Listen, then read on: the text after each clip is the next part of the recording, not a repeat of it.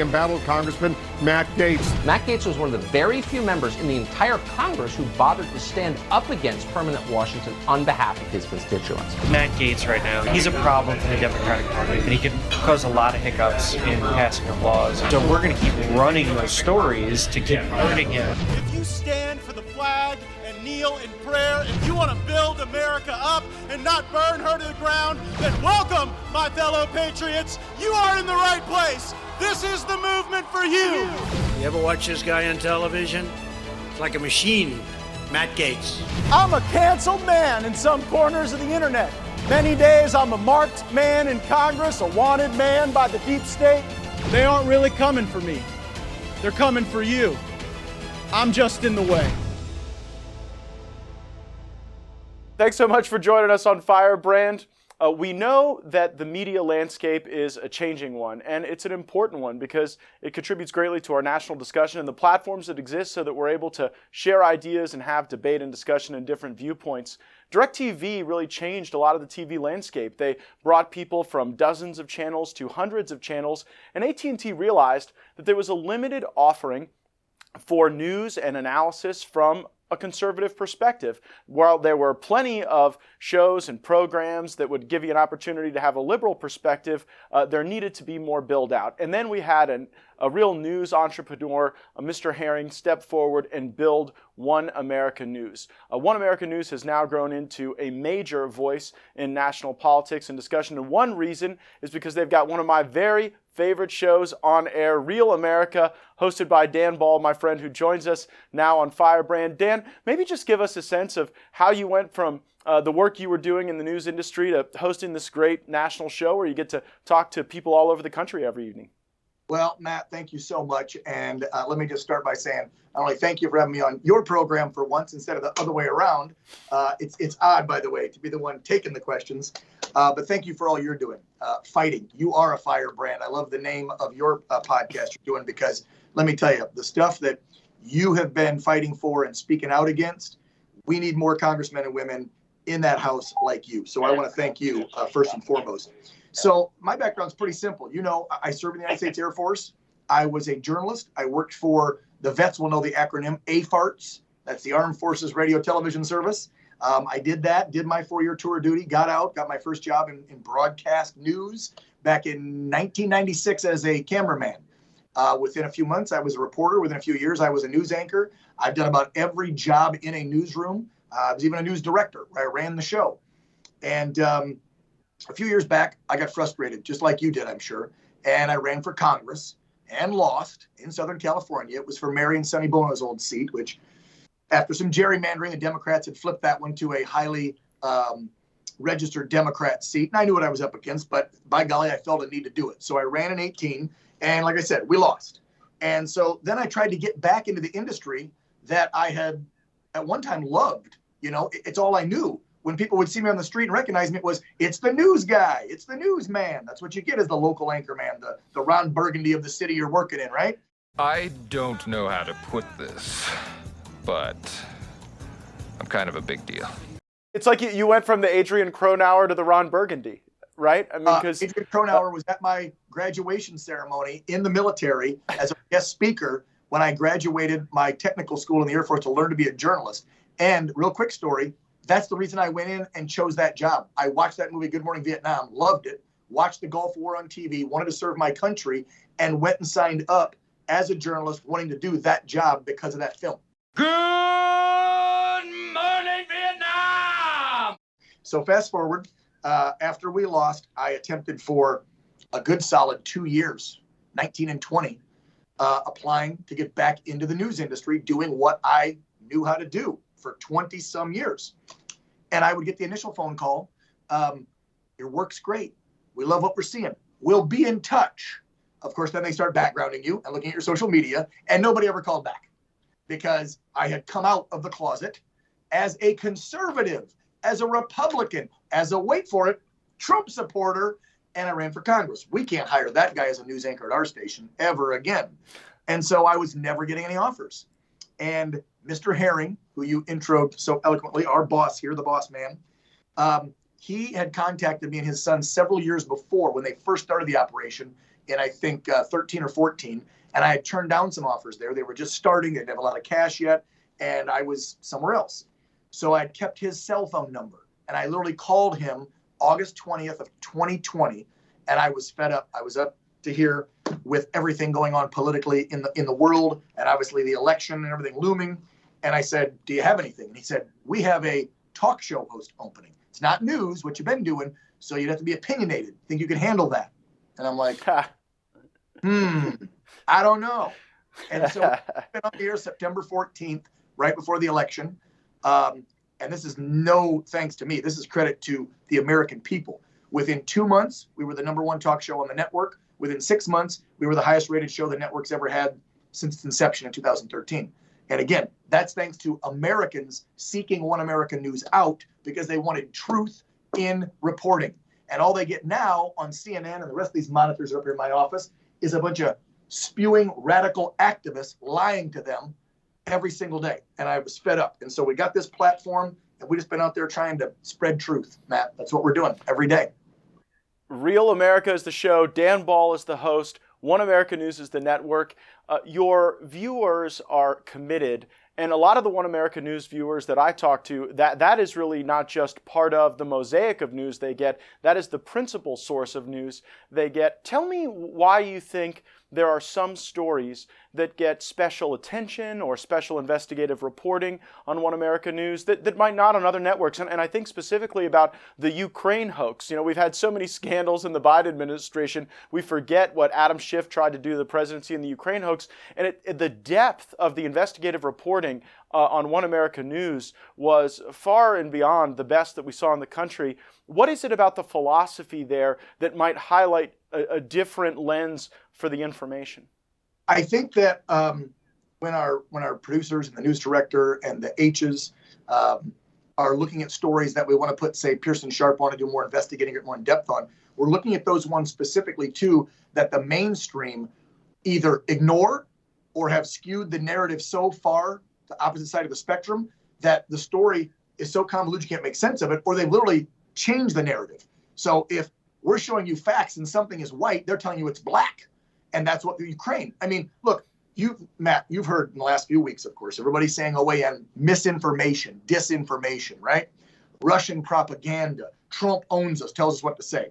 That's all a bunch of bullshit, number one. Number two, to your question about the stories, if you have all of the networks for the past 5 years saying that Donald J. Trump colluded with Russia when the facts are been proven, the dossier was fake, he didn't collude, then yeah, we're going to hit it even harder to try and offset because we're only one network and you've got half a dozen every day that are telling you the opposite and lying. So I'd say that's kind of how we pick and make sure that some of those stories that are just being blatantly lied about in the mainstream media have more attention so people get the facts. We don't know what hour they're watching, what show they're watching. So sometimes you got to just keep repeating it so they see it, especially again, when CNN, MSNBC, I've got them in my office. I'm watching their lies right now. We've got Navarro getting subpoenaed. Peter Navarro that worked for the president, of course, MSNBC with the plot on January 6th. We got Giuliani and prosecutors going after Giuliani in New York on CNN. And then Russia's doing. Well, let's talk about the DOJ for a moment. The Department of Justice concerned a lot of parents when they used the domestic terrorism label to try to have a basis to do what they wouldn't otherwise be able to do, and that's categorize people by their politics, to hunt them, to do everything they can to ruin their lives. There has been a recent Justice Department pronouncement that people who spread disinformation or misinformation may be labeled as domestic extremists and domestic terrorists. Senator Hawley unleashed his wrath at Deputy Attorney General Lisa Monaco after her boss, Attorney General Merrick Garland, issued this unprecedented memorandum. It directs, quote, the Federal Bureau of Investigation to facilitate the discussion of strategies for addressing threats against school administrators, board members, teachers, and staff, and will open dedicated lines of communication for threat reporting, assessment, and response. Parents waiting sometimes for hours to speak at a local school board meeting to express concerns about critical race theory or the masking of their students, particularly young children.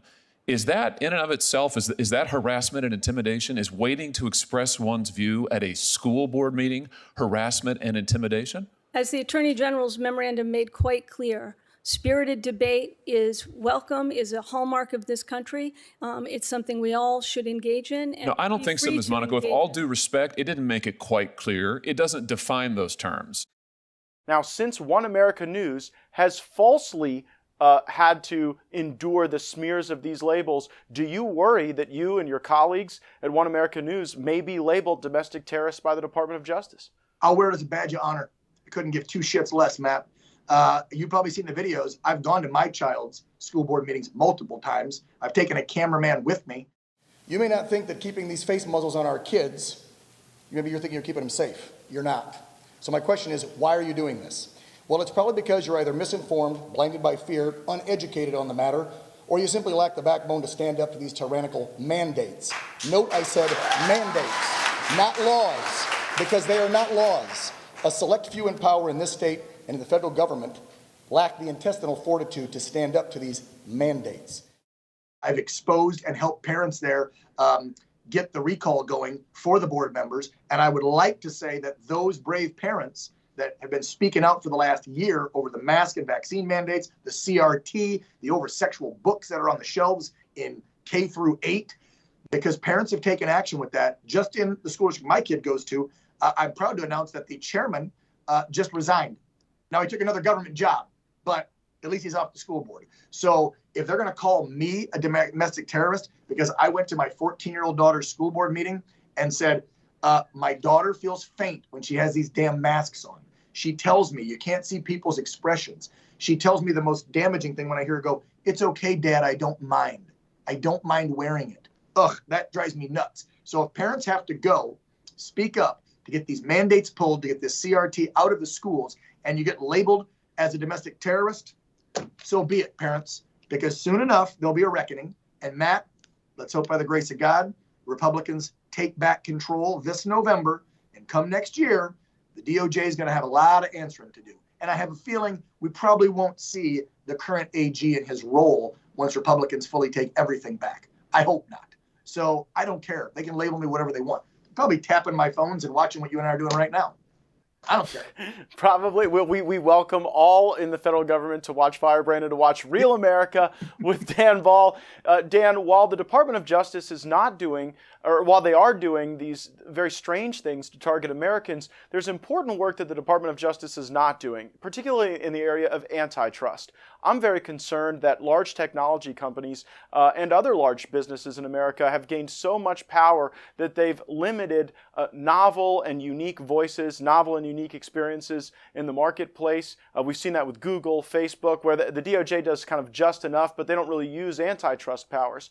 Now we see a tremendous amount of power being concentrated in the hands of those who distribute television content, whether that's through satellite, whether that is through coaxial cable. Do you believe that the Department of Justice should have further investigation into the power that some companies that have satellite and cable distribution have over the content that is on their platforms?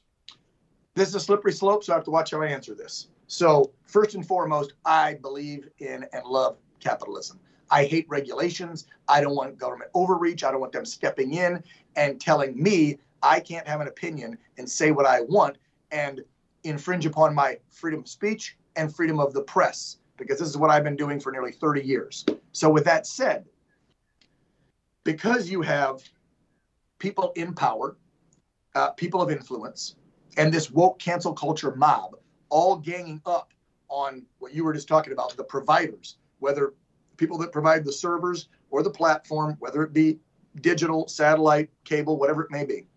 If they are simply silencing people, whether it be on Facebook, on Dish, on whatever, because of political reasons, then whatever happened to political discourse in this country? We're supposed to have that. That's where the government should step in. It's kind of like this, Matt. We don't like regulation. You and I don't. No conservative and no capitalist does. But if a company's out there poisoning people, okay, it's the government's job to step in and say, you're poisoning Americans. Here's my constituents. Stop dumping the medical waste. Here's some regulation. I think any red-blooded American, no matter left, right, independent, would agree that's okay for regulation. Okay. How do you have a healthy discourse if you're allowing just a handful of these major owners of, again, whether it be cable, satellite, Facebook, Instagram, all the social media, that's only a handful of these overlords. If they're allowed to pick and choose what's misinformation, what's correct, what's not, where the hell did free speech go? Where the hell did freedom of press go? You know, I love Dennis Prager. He comes on the show a lot. And Dennis always says, especially being a member of the Jewish community, he's like, you can't have free speech without hate speech. You can't have free speech without the other political side. It's no such thing. We have to have it all. Whether you like it or you don't like it, whether it hurts your feelings or doesn't hurt your feelings, it doesn't matter. We should be able to express it. And when they want to try and say that OAN is misinformation because, and let's be real, the two main things people have hit us on is our coverage of the 2020 election and then also our coverage of the COVID pandemic hysteria nonsense. We talk about the fact that the vaccine isn't working and we back it up with the data to show it. You know, the science that masks don't work. What do you think the other, why do you think misinformation, Matt, for showing you facts? Why do you think that so many other news organizations were unwilling to cover instances of fraud or illegal voting or irregularity or whatever synonym they want to use for it? Why do you think that OAN seemed to have almost a laser-like focus into those things and they were ignored by other news outlets? The other ones ignored it because the corporate tyrant CEOs, like the guy who just got pushed out at CNN, Jeff Zucker, who deserved it, told them to. I mean, I know your audience on Firebrand probably follows James O'Keefe and the great work Project Veritas does. Yes. Let's talk about those 2 months of phone calls because a whistleblower was kind enough to give James the phone number and he got to call in and listen to 2 months of their 9 a.m. meeting where it's supposed to be, and you might have been in a newsroom before, an editorial meeting, folks, is supposed to be everybody coming together, the news director, the reporters, the photographers, producers, and here's your ideas for stories of the day. Then you go out and cover them. And you're supposed to be out covering them neutrally, showing both sides. But if you listen to those phone calls, Jeff Zucker was blatantly telling them, this is the way we're going to skew stories. And this was right before the election, I believe. Trump continuing to undermine election integrity with baseless claims of fraud. Okay, and he's continuing to do it. And that leads to the question of whether or not Trump in himself is a national security threat. I just want to reemphasize that, I think we cannot normalize what has happened here in the last week with Trump and his behavior. And I go back to what David Chalian said, that this is a president who knows he's losing, who knows he's in trouble, is sick, maybe is on the after effects of steroids or not. Like they're literally, again, spewing the narrative and controlling it. We don't do that here. Literally, Mr. H, the 80-year-old owner, when he hired me, said, you'll go after them all, right? I said, what do you mean? Left, right, independent, Republican, Democrats. If they deserve it, if they're screwing over the American people, you'll talk about it on the show and nail them. I said, you're damn right. He goes, you're hired. That's how we do things. Nobody's in my office going, you will have this guest on. You will not say this. You won't say that. You won't ask these questions. Nobody ever does that. Ever. That's why people watch, because it's real. And CNN is hemorrhaging ratings because it all is so contrived in so many circumstances. Now, there was a circumstance a while ago where the head football coach of Oklahoma State University wore a One America News t-shirt while fishing. And no offense, Dan, but everybody knows you don't wear your favorite shirt fishing. You wear the shirt that you don't mind getting some blood and guts and bait on. Yeah. And he later had to apologize for wearing your network shirt, which I've met a number of the great people who work in your organization, from the Herrings all the way to the fine greeters who ensure that everybody has a great experience when they come to your studios there in San Diego. And everyone is kind and welcoming and just American. And so I'm wondering how it makes the people at OAN feel when the woke mob literally says that someone is a racist for wearing a t-shirt with your logo on it. Most of us around here laugh it off. And I don't know if you know, because he came out and apologized after and then said, I didn't realize OAN stirred up so emotion and hurt feelings and that we provided misinformation and were racist. I mean, he jumped on the bandwagon. The woke culture. Oh, yeah, no, he caved. Yeah. He caved to the woke mob. Our players expressed their feelings as individuals and as team members. They helped me see through their eyes how the t-shirt affected their hearts. Once I learned how that network felt about Black Lives Matter, I was disgusted and knew it was completely unacceptable to me. I want to apologize to all members of our team, former players, and their families for the pain and discomfort that has been caused over the last 2 days. Black Lives matter to me. Our players matter to me. So when they played for their bowl game or championship game, right, a month or so back, and lost, right, to Baylor, I think, I sent him a gift right before the game on Friday, and we know he received it because we got confirmation. I sent him a set of balls and a brand new golf t-shirt with a collar and a nice embroidered OAN, not that t-shirt he got. So I don't know if he's going to wear it. I don't know if he's going to play with those golf balls I sent him, but I figured he needed a pair. So, yeah, that's how I feel about the cave. Grow some balls. There's just too much of it. We saw it with Joe Rogan apologizing for some past comment. I mean, we're supposed to all grow and be better humans, and it would just be nice if everyone was a little more forgiving and that we weren't trying to rip each other off the air or not engage in discussion and discourse with each other. Let's talk about that. Everybody's saying, horrible's happened to Whoopi. I don't want Whoopi gone. She sticks her big foot in her big fat mouth all the time, and she's, to me, a racist idiot, kind of like Joy Reid. She's one of the worst racists on television. Towards white people. Yes, you can be racist towards white people. I don't want them kicked off. That's civil discourse. They can spew their nonsense opinion too, but don't try to kick me off and this network off. You know what you can do if you don't like it? Click, change the channel. Change the channel. Or hate watch, which is what so many people do with The View. I mean, I still believe Whoopi Goldberg's best days were as Sister Mary Clarence in Sister Act. It's sort of been downhill from there. There are 3 vows every nun must accept. The vow of poverty, the vow of obedience, and the vow of chastity. I'm out of here with that.